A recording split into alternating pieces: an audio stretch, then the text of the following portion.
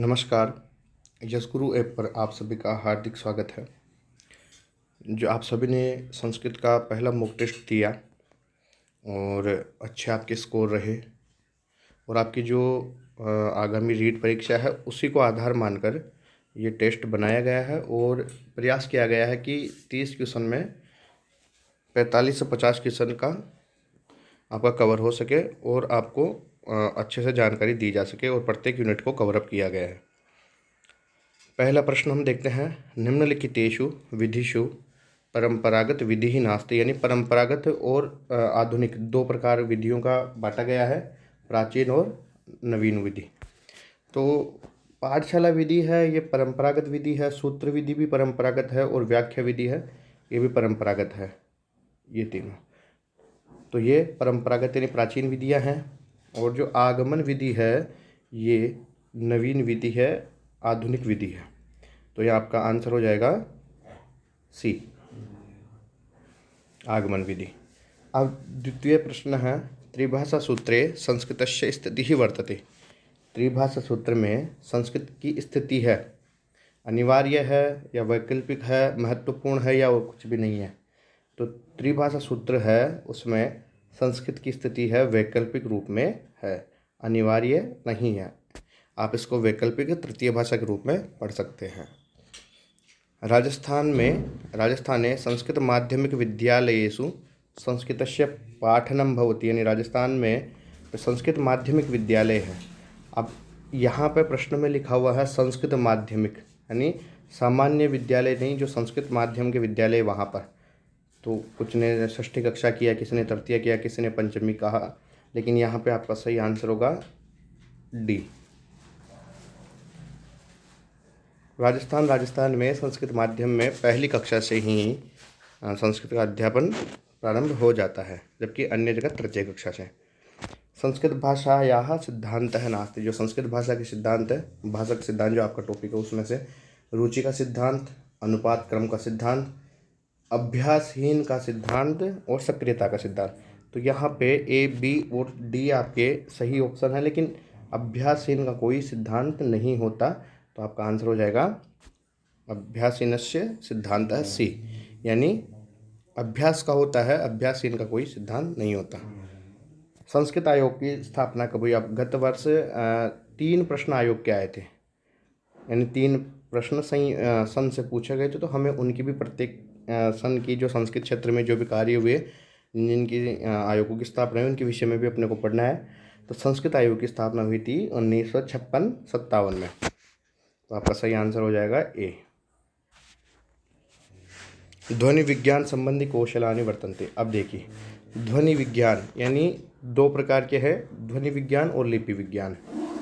लिपि और ध्वनि। तो लिपि विज्ञान जो संबंधित है वो है जो जैसे लेखन और पठन लिपि विज्ञान से हैं, और श्रवण और भाषण है वो ध्वनि विज्ञान से संबंधित हैं, यानी बी आपका आंसर हो जाएगा। संस्कृत कौशलस्य श्रव्य साधनम नास्ति, ये है थोड़ा सा लेवल का प्रश्न भी है। दूसरा आपको थोड़ा दुविधा में डालने वाला प्रश्न है, ग्रामोफोन।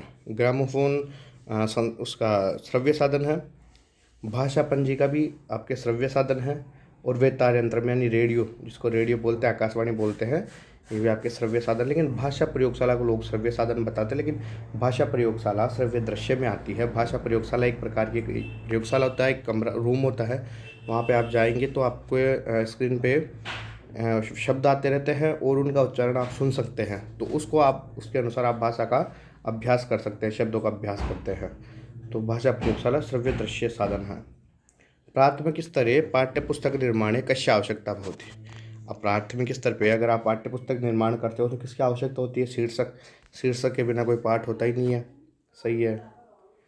चित्रों की, अब चित्रों की भी आवश्यकता होती है प्राथमिक स्तर पे। रोचकता की भी होती है, अगर रोचकता होगी तो पाठ अच्छे लगेंगे, यानी यहाँ पे आपके सभी विकल्प सही है, डी।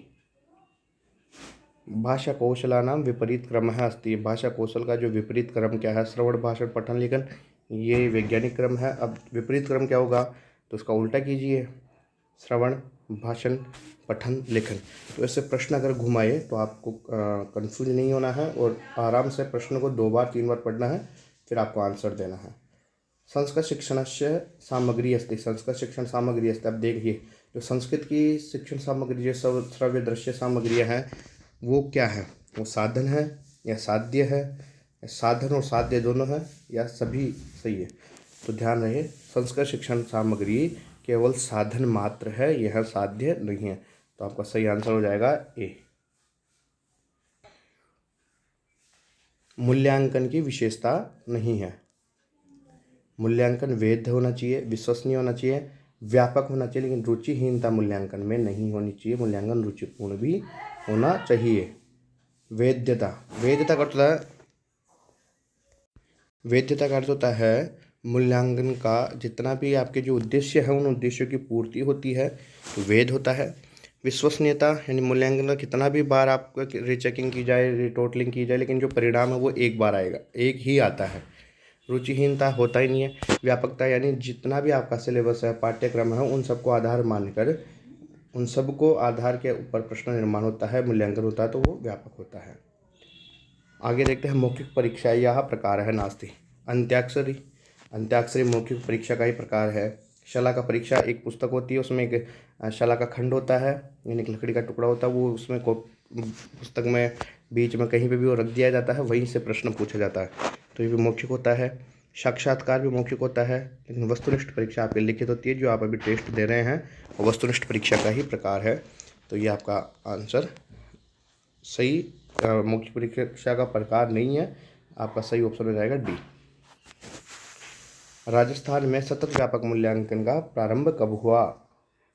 राजस्थान में सतत व्यापक मूल्यांकन का प्रारंभ 2010-11 से हुआ है। सीबीएसई ने 2009-10 में किया, लेकिन राजस्थान में अलवर और जयपुर के 60 विद्यालय में मिलाकर प्रारंभ किया गया है।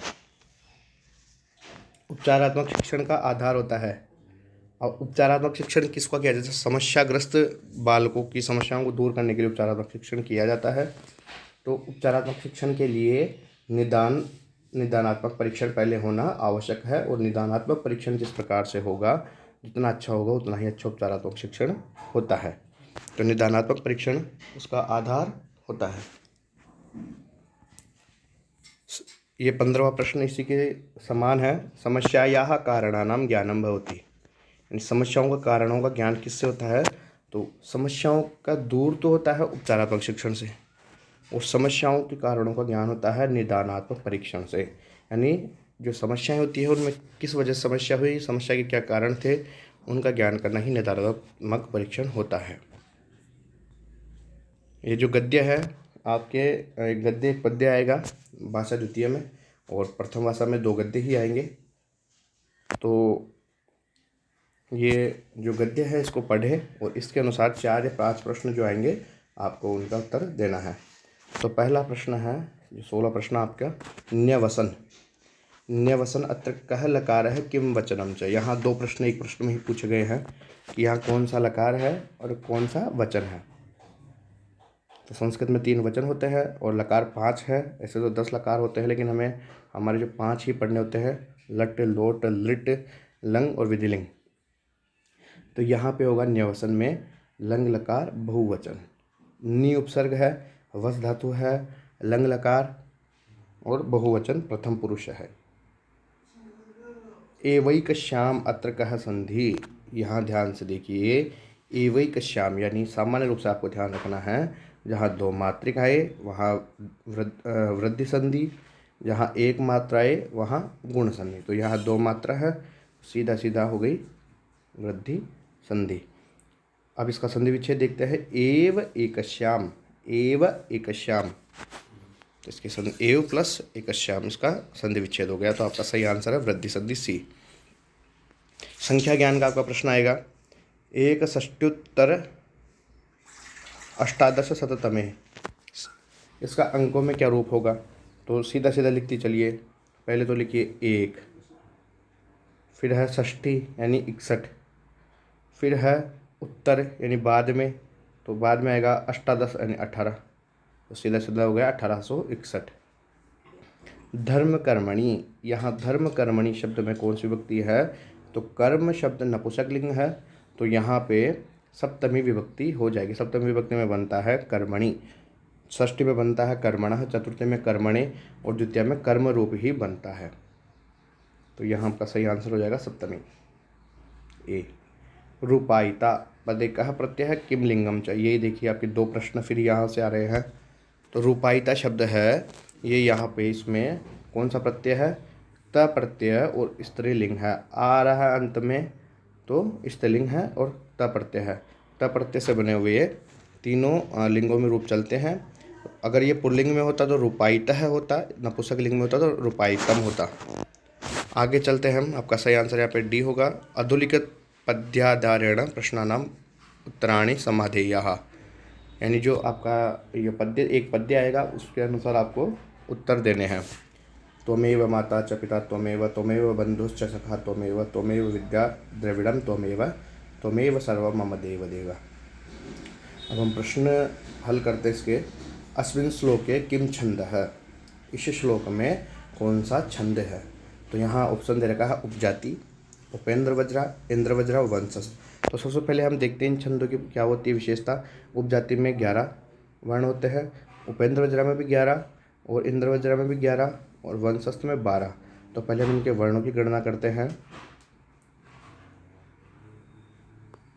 1 2 3 4 5 6 7 8 9 10 11।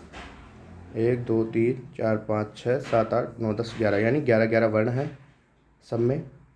अब एक सामान्य से ट्रिक है तीनों छंदों में इनका ज्ञान करने के लिए।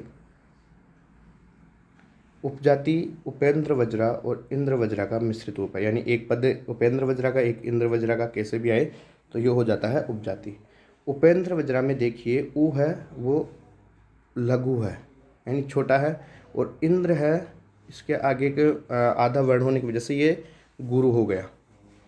तो यहाँ पे भी आपको देखना है कि जिसका पहला वर्ण हमेशा लघु आए वो उपेंद्र वज्रा चारों पदों में, और जिसका वर्ण पहला गुरु आए वहाँ इंद्र वज्रा, और जहाँ एक लघु एक गुरु आए वो उपजाति। तो यहाँ पे सभी लघु वर्ण है, तो लघु वर्ण में यहाँ पे आपके हो जाएगा उपेंद्र वज्रा। प्रयुक्त श्लोक एक कह अलंकार है। अब यहाँ कौन सा अलंकार है? तो आप एक बार श्लोक को देखेंगे तो यहाँ शब्दों की वर्णों की बार बार आवृत्ति हो रही है। तो बार बार आवृत्ति होने से वर्णों की इनकी आवृत्ति होने से यहाँ अनुप्रास अलंकार होता है। अब समास का प्रश्न है। माता च पिता च पदस्य समास पदम किम, और समासस्य नाम। तो यानी आपके फिर दो प्रश्न यहाँ पे आ गए हैं। माता च पिता च यानी क्या होता है? माता पिता होता है या पितरौ होता है, या पितरौ द्विगु समास है इसमें, पितरौ होकर द्वंद्व समास है, या फिर पितरौ द्वंद्व। तो यानी बनता तो पितरौ है लेकिन आपको द्विगु और द्वंद्व में आपको अंतर करना है। द्विगु में पहला पद संख्यावाची होता है जबकि द्वंद्व में दोनों पद प्रधान होते हैं। तो यहाँ आपका सही आंसर हो जाएगा डी, माता च पिता च। सर्वम शब्द वर्तते। अब देखिए सर्वम शब्द है, सर्वम शब्द किस प्रकार का शब्द है? ये संज्ञा है, उपसर्ग है, सर्वनाम है या कर्ता है? तो आपको बता दें सर्वम शब्द सर्वनाम पद है। सर्व शब्द है और इसकी द्वितीय विभक्ति में भी सर्वम बनता है, प्रथमा में भी सर्वम बनता है। तो सर्वम शब्द सर्वनाम पद है, संज्ञा के स्थान पर काम आने वाले शब्द सर्वनाम। अच इत्याशय कोर्ता, आपको माहेश्वरी सूत्रों के आधार पर प्रश्न आएंगे। तो अगर अच प्रत्याहार आता है तो उसका क्या अर्थ माना जाएगा? उसका अर्थ व्यंजन होता है, स्वर होता है, मूल स्वर होते हैं जो 5 होते हैं, या सभी होंगे। तो आपने सभी समझ के सभी कर दिए होंगे। अच का अर्थ होता है स्वर, अच स्वर होते हैं, और ये कितने होते हैं? ये 9 होते हैं। अ ई उ री ली ए ओ ऐ औ, ये 9 अच होते हैं, और हल होते हैं व्यंजन। वाक्य मिदम अनुवादयत, यानी आपको इस वाक्य का अनुवाद करना है। तो आपके एक प्रश्न आता है अनुवाद का अशुद्ध संशोधन का, ऐसे प्रश्न आएंगे। तो राजा भिक्षुक को धन देता है। अब यहाँ दान देने के योग में है, तो दान के अर्थ में हमेशा कौन सी युक्ति होती है? चतुर्थी। दान देने के अर्थ में कौन सी युक्ति होगी? चतुर्थी। तो आप स्मरण करें, आप देखेंगे राजा भिक्षुकम धनम ददाति, लेकिन जिसको धन दिया जाए, दान दिया जाए, उसमें ही चतुर्थी होती है, देने वाले में नहीं होगी।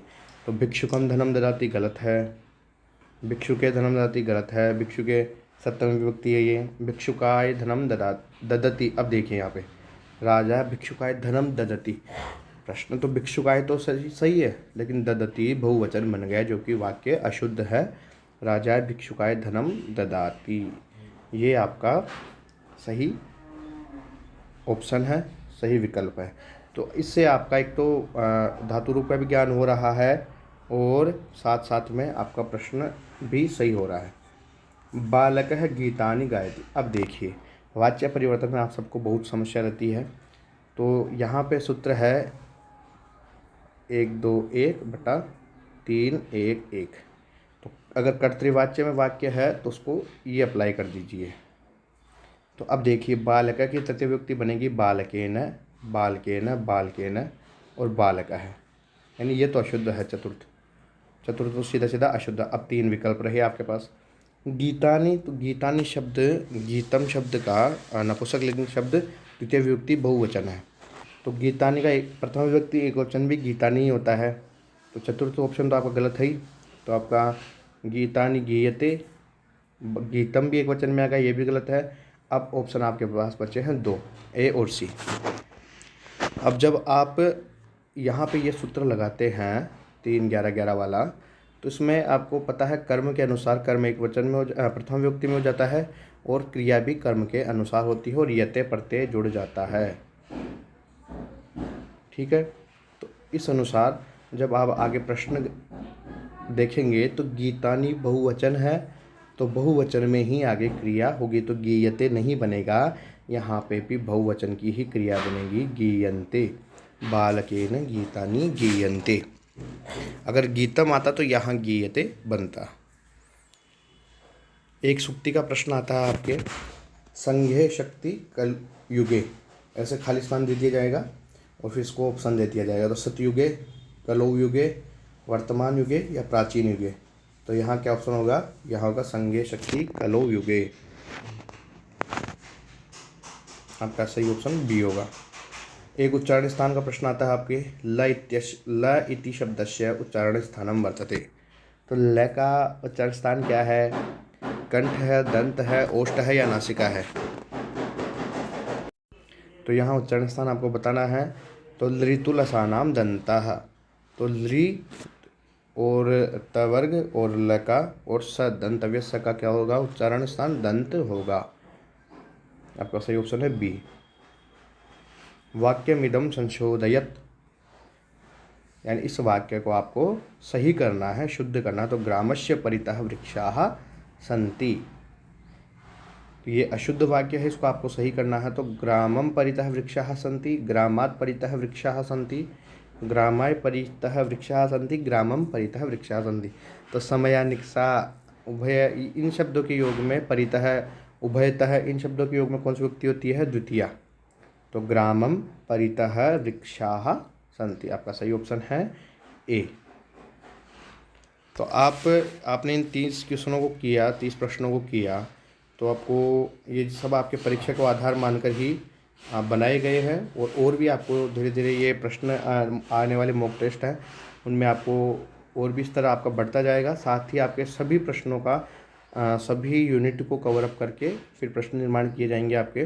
फिर भी कोई समस्या हो आपके तो आप कमेंट कर सकते हैं और ग्रुप में मैसेज कर सकते हैं। इसी प्रकार से आने वाले जो प्रश्न हैं आप उनके लिए तैयार रहें और तैयारी करते रहें। कम से कम भी नहीं तो आपके इन जो 6 या 7 जो मॉक टेस्ट होंगे आपके, इनमें से आपके 25 से 27 प्रश्न के बीच में आपके या इन प्रश्नों के अनुसार आपके प्रश्न आएंगे। तो कोशिश करें संस्कृत में 30 में से 30, 28, 29 नंबर लाने के लिए, और ये आपके सिलेक्शन के लिए मुख्य भाषा हो सकती है। धन्यवाद।